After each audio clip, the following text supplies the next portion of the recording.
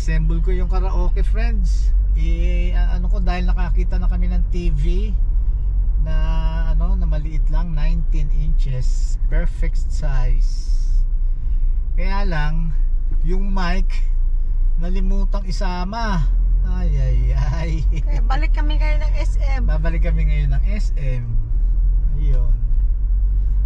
Sige lang, may lahat siya, may mga purpose. Ano ba nangyari? Nung ready na, sabi natin, babalikan natin, nabayaran at lahat. Sabi natin, iiwan muna natin dahil may pupuntahan tayo sa department store.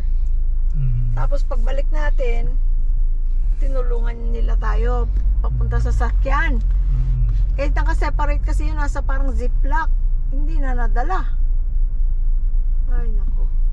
Hindi na kasamang ano. Hindi nasama. Hindi na ipatong doon sa unit. Okay lang. It's a waste of gas, time and effort, pero okay lang. Wala naman tayong choice kung pumunta. Hindi, tsaka may mga dahilan din yun.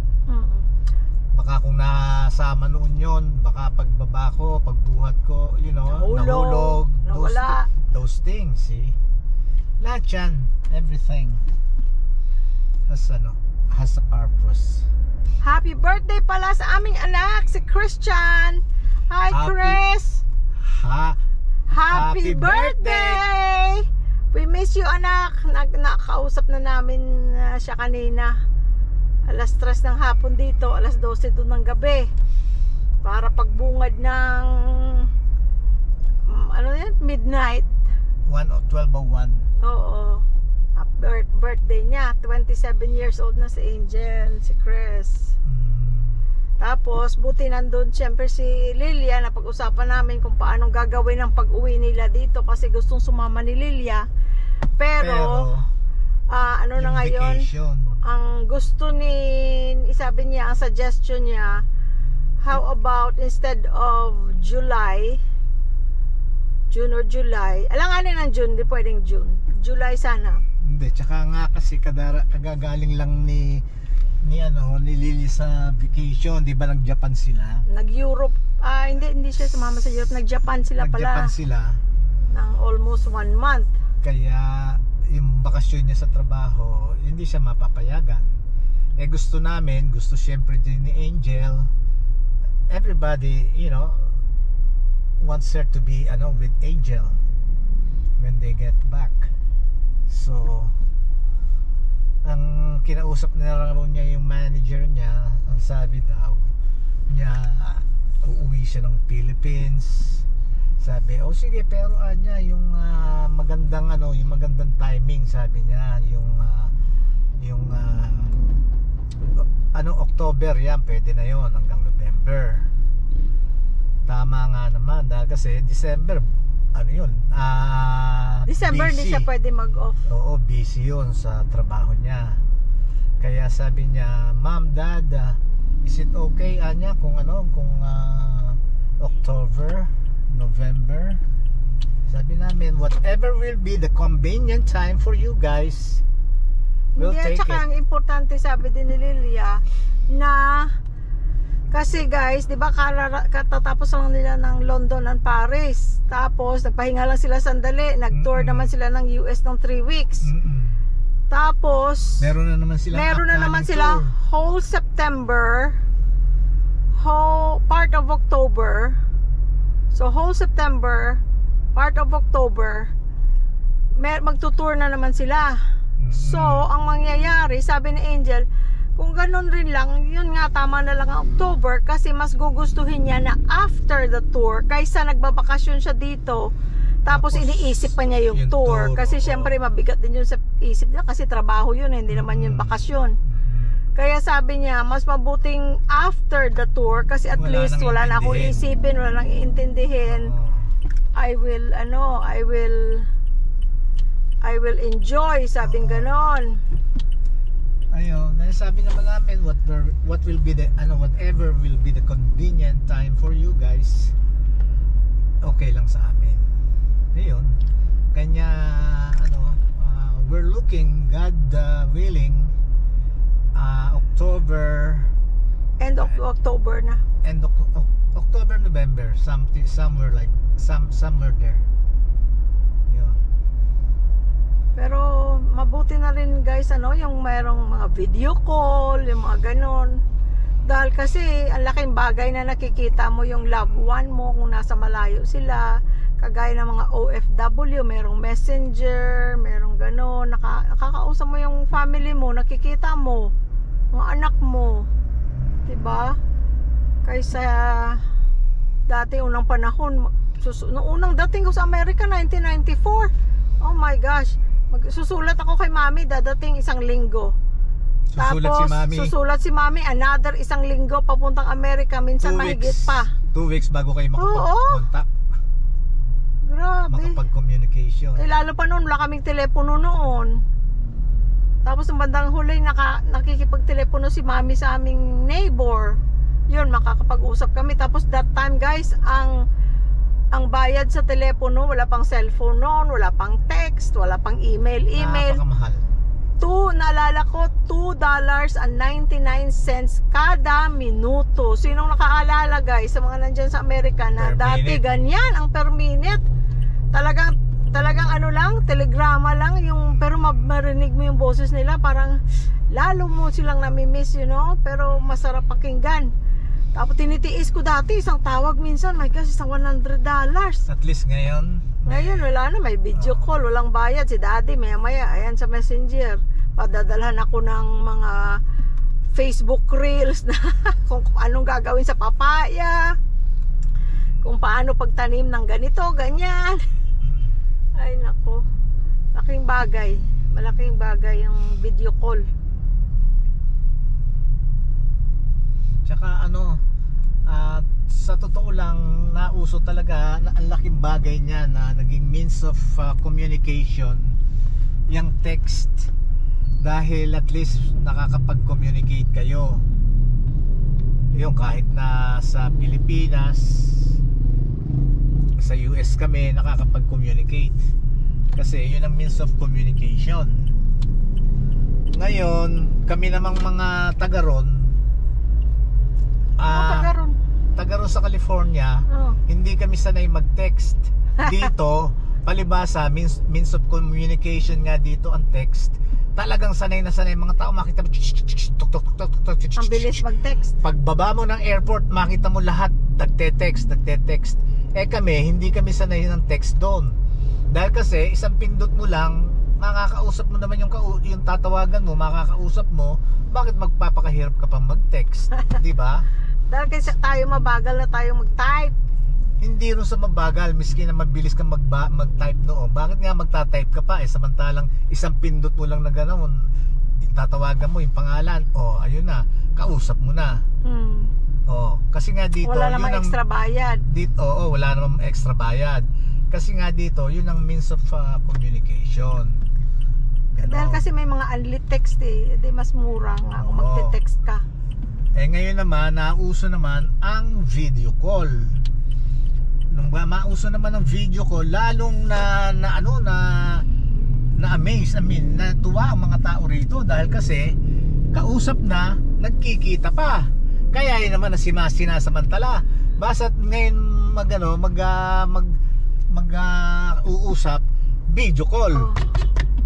Video call na agad. Video call na. Si Alex to Hindi. Nagbo-video call na sila dito. Kami naman noon, naiinis pagka bini-video call kami. Yung mga pamangking ko pagtatawag, video call. Ba't video call? Kasi parang dito, parang doon, parang kasi parang invasion of privacy. Naliligo ka o kung ano ginagawa mo, tapos tatawagan ka, video call, yung bang ganon. Okay, go. Ayun, kaya malaking bagay din yung yung nauso na yung mga messenger na yan. Yung iba ginagawa lang Facebook dahil lang sa messenger. Hindi naman sila ma-post sa Facebook. Ginagamit lang yung messenger. Lang, para lang may pang communication, malaking bagay. Isipin mo. Ngayon, meron ng ganyan. Nung unang panahon, unang dating natin sa Amerika, ay. Ang gasto sa magastos sa phone. Tapos, nauso pa yung dati yung mga calling card. Tapos, minsan, scam. Pag mo, ubos na kagad ang minutes mo. Wala ka pa nga nasabi na ubos na ang minutes. Binili mo ng $10, no? Alala mo yun, naiinis ka dun sa ay nako, yung may mga card na 2 minutes, 3 minutes. Oh, anong nangyari? Dapat yun may 100 minutes. Wala na. Bibili mo dito $5. 5 doon. No, dito bibili ka $5, di ba? Para makakontak. Anong $5? Na card. Ha? Di ba yun ang sinasabi mo, yung card, yung calling card? Doon ka. Ha? Doon. Doon nga. Anong dito? Ay, akala ko oh man. Akala ko nandun ako sa California. Doon sa California, bibili ka magkano? $10? $5? $10? Oh, $5, sandali lang yun. Tapos naging $5, ilang minutes yun.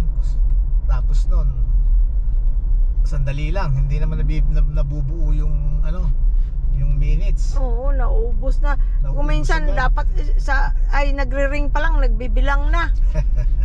Hindi pa nga nag-connect. Tapos minsan mapuputol-putol. Pag dial mo ulit, ubos na. Pero ngayon lahat may cellphone na, may video call na. Ako rin, naranasan ko rin nung bago ko dito noon eh. Pagtatawag. Saan rito? Nalilito ang mga tao sa'yo. Doon, nung nandun ako, naranasan ko rin yun. Yung noon, nung bago pa lang ako ron. Hindi pa yung I mean, yung mga early time na nandun ako, pagka tatawag ako sa mga nanay, nung wala pa sila sa Amerika. Oo, nung nandun pa sila, alam nyo, ay, nakakalito ka talaga ga. Nung nandito pa sila, nandun ka sa Amerika. Nung nandito pa nandito ako eh. Nung nandito pa sila, ako nasa Amerika pa. Talagang nililimit ko ang call ko. Tatawag ako bilang sa operator. Sabihin ko limit my call to 3 minutes. Pagka naman naka 3 minutes ka na, sasabihin sa'yo ng operator, your 3 minutes is up. Ayun, okay naman. Okay, thank you. Pero sasabihin, alam na doon yun. Ay, dito pala. Alam na naman kausap ko dito. Pagka yung yung nag 3 minutes na, ibig sabihin, bababa ko na. Sige. Kaya yun, wala nang halos bye-bye. Wala na, isang segundo pa yung bye. Oo. Isasabihin mo na, pinadala ko ng pera, bye.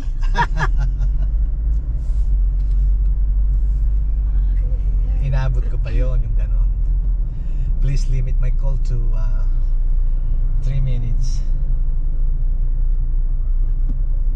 Yan ang buhay dati.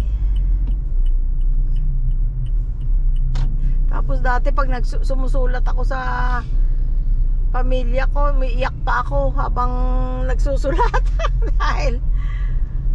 dahil ako homesick ka. Lalo pa pag malamig ang panahon, madilim. Depressing. Pagka winter. Oo. Tapos may pasok ka the next day. Ay, naku! Kakainis. Buti lang pumupunta ako noon, Ay.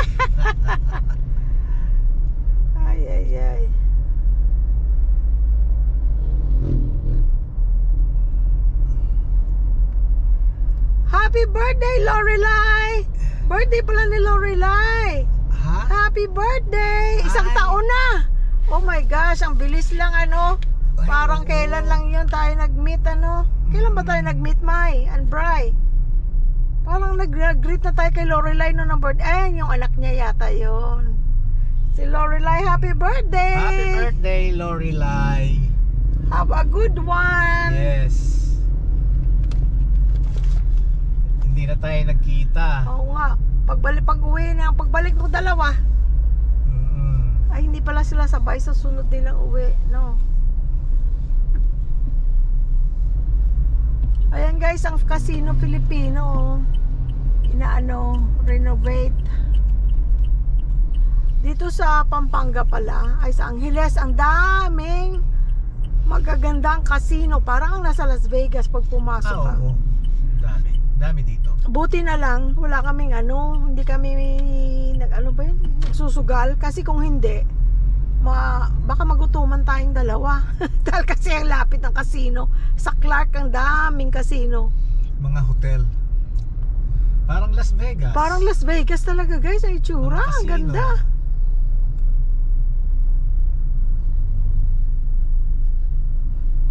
Pero hindi kami nag-ano dahil kasi pag sa Las Vegas kami ayan, maglalaro ng konti pero nakaka-guilty pag natalo ka kahit na 100 lang, para kang ikain ko na lang yan.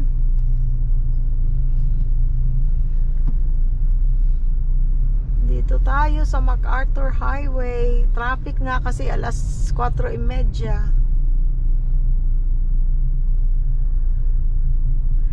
Kakakain lang namin guys, kumain kami doon sa Halae. Nag-message lang ako sa Facebook nila pagdating namin, ready na ang pagkain. Naupo lang kami ng 1 minuto, nandun na. Nag-message lang kami na papunta na kami. Si Louie Boy gutom na gutom, nanginginig na sa gutom dahil kaninang maga. Anong kinain mo ba? Wala. Kape ka lang. Vacuum, 5 o'clock. 5 o'clock, gising na siya. Instead na magbaba sa garden ako magdilig, ikaw na lang magdilig. Nag-vacuum ako ng pool. Nag-vacuum siya. Tapos nag-exercise ako. Pero nandun pa lang siya sa pool. Patapos ka na nung ginising mo ako, kinakatok niya. Patapos na ako. Kasi doon guys sa Lanay may bintana. Ang bintana na yun, bintana ng kwarto namin. Kinakatok ako, alas 7 na. Sasabihin niya alas 7 na, pero 6:23 pa lang, madaya. Para wala kang ng dahilan. Pero pagkabangon, wala nang problema dahil kasi rin ako, na-excite din ako pumunta sa garden kung ano nang meron, kung anong bago. Kaya kanina hindi ako naka-visit sa Happy Garden. Hindi siya naka-visit, ako lang. Pagising ko, nagdilig na ako. Di bale, pag uwi natin mag-visit ko siya. Tapos nag-late lunch na lang kami sa Halae.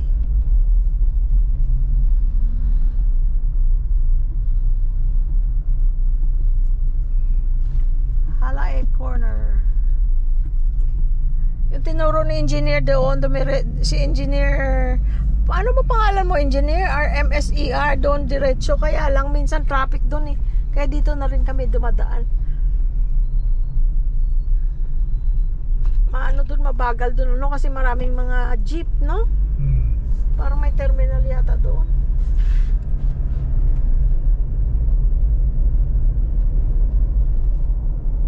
Napunta tuloy kami ng SM, wala sa oras ay.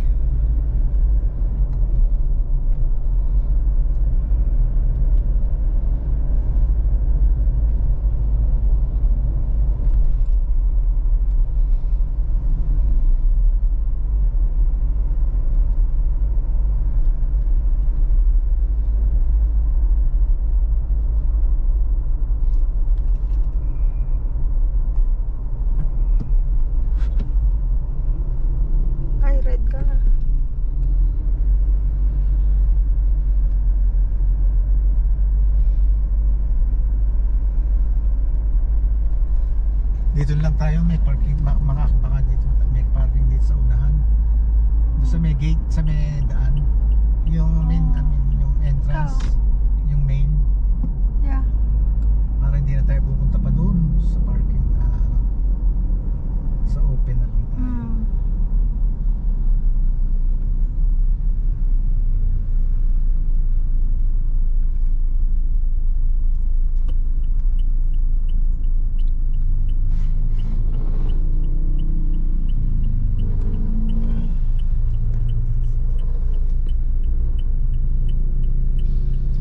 Grabe, 27 years old na si Angel, si JR 26. Oh Talagang my. grown up na yung mga anak ko.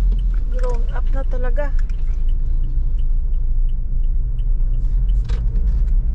Adults na. Thank you, Lord. Amen. Ay, si JR pala. Teka, nasa Ay ano na, no? Naghiwalay na sila ng ano ngayon, ng edad, ano? Oo. Isang buwan silang ano halos isang buwan ano? 5 weeks. Silang pareho 5 ng weeks edad. na pareho ng edad. 26 ngayon, nag-27 na si Angel. Oo. Nag-aabot kasi sila guys for 5 weeks. 5 weeks silang Every year, pareho sila ng edad. si JR guys, nag-text ng isang gabi. Tignan mo ha. Teka. Sabi ni JR, Mom, can you text me a recipe of the ground beef you and Dad cook? That's red and has peas and carrots and potatoes sometimes. The orange sauce oil. sabi ko, come, I will cook for you, anak. Sabi niya naman, I miss your cooking, guys. I'll come soon, okay? Awa naman, nag-crave siguro siya na yung picadillo, guys. Pinadala ko ang... Ay, teka pala. So si JR din hindi rin uuwi. Yun nga tinatawagan ko siya kaya lang alas 12 doon. Baka umuwi siya kahit siya lang, no? Silang dalawa ni Yuri. Hindi, si Yuri may pasok, guys. Bago siya sa trabaho niya eh. Hindi pwede si Yuri. O, tingnan natin, baka sumama rin. Ay, dapat pala doon. Ay, hindi pwede rin dito. Ganon din, guys. Ganon din. Hindi, dyan mapapasig ako dyan. Pinadalan ko siya guys ng ano, si JR ng link ng ano namin yung sa YouTube kung paano iluto. Tapos nilagyan ko rin siya ng sulat kung ano ang ingredients. Kawawa naman. Naawa ako kasi yung kumbaga kung nandun pa kami, sasabihin niya lang yan, guys, Mom, Dad, can you cook me yung giniling? Gusto niya yung giniling eh. Tapos o di kaya ginisang corn beef, tapos may itlog, yung minimix niya na yung tawag doon, yung sunny side up sa corn beef. Tinuro ko sa kanyang pagkain. Mula ng bata sila, pagka ganyan guys, sarap sila. Dahil kasi gustong gusto ko yon yung sa nung araw sa palengke, yung corn beef o kaya menudo, tapos isang itlog, 20 kanin, 30 ulam yon, tapos itlog, bibili ka magkano? Gis? Ano yun? My gosh, ang mura lang. What do you call this? Teka, hanap ako ng parking. Boss, alis na kayo, boss? Okay, thank you. Yun, tapos hahaluin mo yun. Yung itlog, imimix mo na yung sa kanin mo tsaka sa corn beef o kaya binudo. Mix na sila. Subo ka na, subo kasi walang tinik, walang bone. Wala, ganun. Tapos itinuro ko sa kanila nung nag-aaral pa lang silang natututo pa lang silang kumain ng ng kanin. Yun, pagka nagluto ako ng menudo, excuse. Kasi pag nagluto ako ng menudo, walang walang baboy, beef ang ginagamit ko. Yun, tapos hindi mo hahaluan ng atay dahil kasi ayaw nila ng atay. Pero kami, hindi, may ibig sabihin yung luto kong menudo, talagang menudo may atay, pero beef, hindi pork. No, pero pag sinerve pero pagka sinerve ko na sa kanila, walang atay dahil ayaw nila kumain ng atay. Ang sarap-sarap ng atay. Kaya yun ang ginagawa ko, minimix ko na yun. Itlog, menudo, kaya corned beef. Yun. Kaya ko na yun, mimix ko na yun. Yun ang natutunan nila. Na-miss na nga nila yung luto natin dahil kasi nung umuwi sila dito nung Disyembre, hindi naman tayo nagluto. Araw-araw naman tayo sa labas kumakain. Ba't nga tayo magluluto? Kasi nasabik din sila sa mga restaurant sa Pilipinas, kaya hindi araw-araw din kami nasa labas.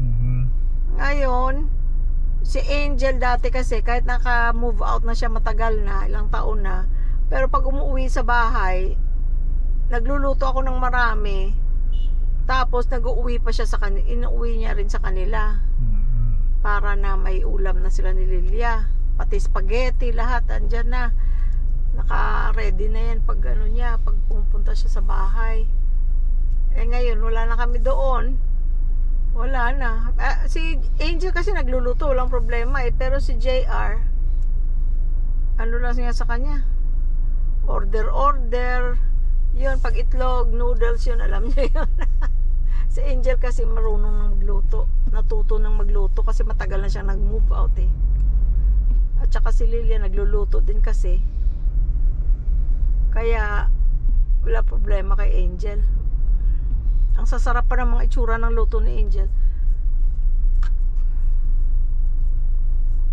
Kung nag-park tayo doon kanina pa tayo nakalabas lang ga. Hindi.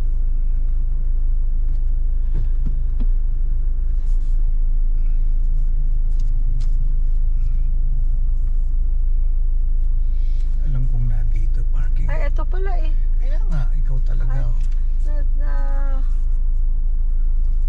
Hindi naman natin inagawan yung tao. No. Ha? No? Nakaharap tayo dito eh. Ah, mali. Eh, hindi, baliktad naman yung ano niya eh. Ang signal niya, hindi naman sa kabila naman. Kaya meron doon, may kasiyahan. Maingay doon banda.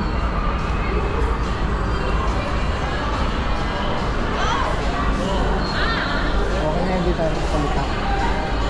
Yeah.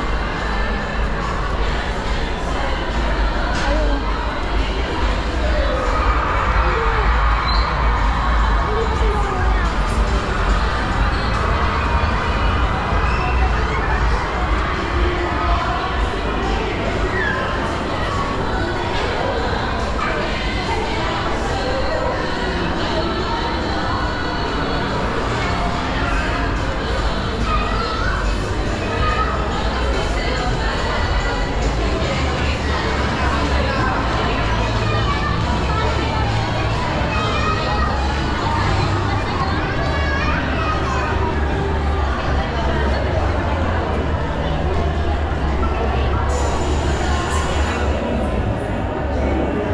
Cute din ang Pomeranian, no? Kaya lang nag-alalagas ang buhok.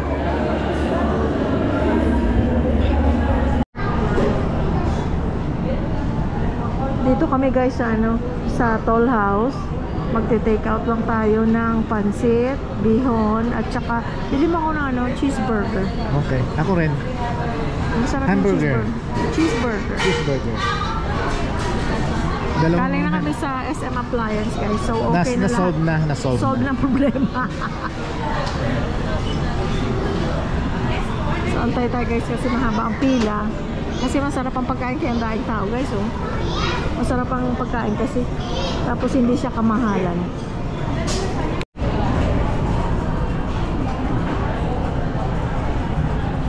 Mango. Ube. Ito white chocolate.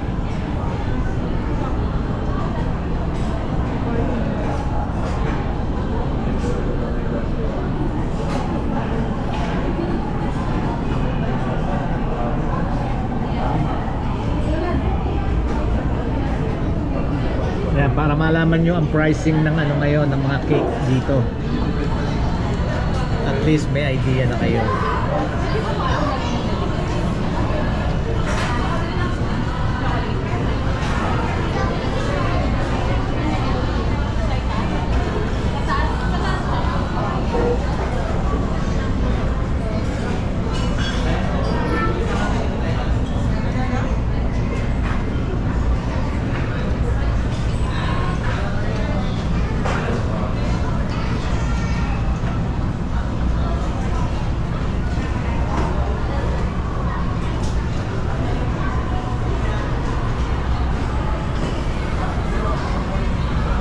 Ayan friends, oh, yung mga matagal nang hindi nakaka-uwi dito sa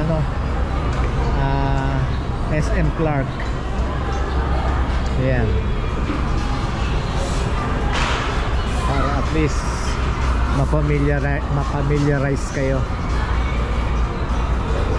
Ayan.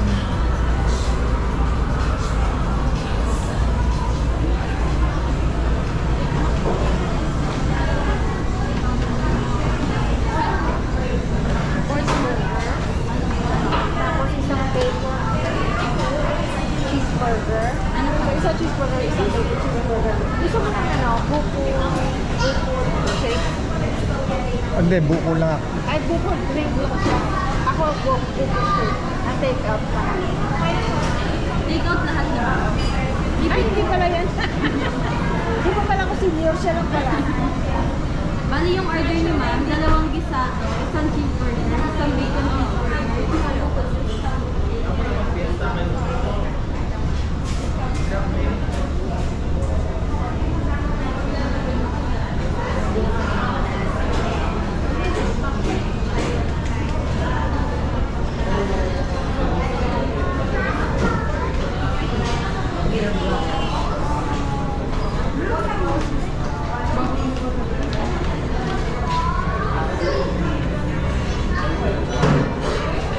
Hi.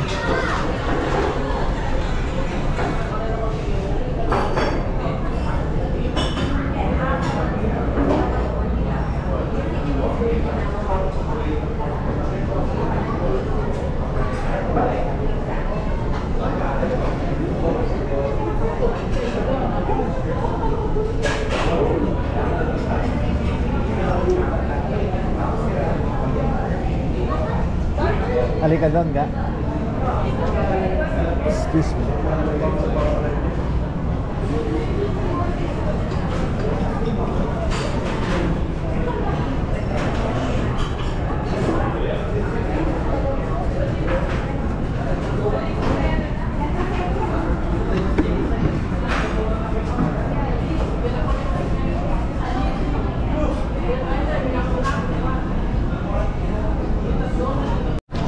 Buko juice, buko shake. Magkano pala yun? Buko shake, buko juice 80, buko shake 100. Dalawang pansit, 330. 165 isa pero may minus 20% discount dahil sa senior card.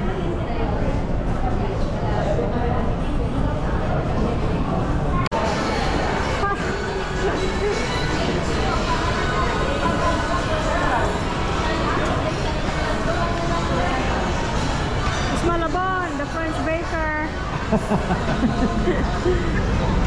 Kwento ng buhay. Uwi na tayo guys, kinabi na kami. Hindi pa naman gabi. Ano pa lang? Anong oras na ba? Past 6. Uwi na tayo. Shout out sa mga staff ng SM Appliance Center. Thank you for your assistance. Salamat Mr. Mark and Roxanne. Thank you.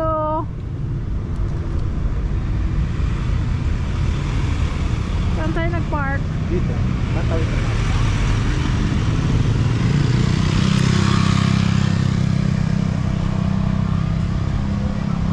Step.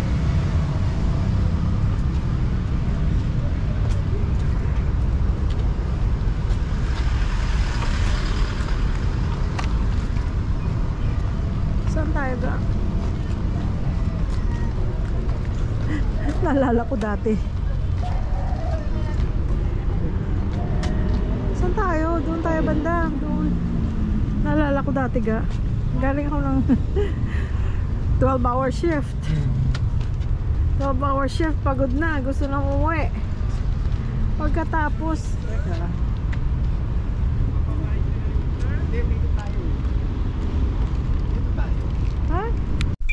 guys, 12-hour shift trabaho. Tapos uuwi na. Bubukas ako ng sasakyan, ayaw magbukas. Sabi ko ba, mahina na siguro yung battery ng control. Sinusian ko ngayon manual. Ayaw din. Na-realize ko hindi ko pala sasakyan.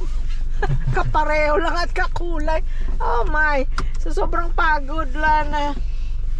Sabi ko, buti na lang walang nakakita sa akin. Nagbubukas ng hindi ko sasakyan. Uwi na tayo guys. Ingat kayo lagi. Quick vlog lang ito. Siguro sa isip ni Sky, umalis na sila kanina. Umalis na naman. Taka siguro si Sky.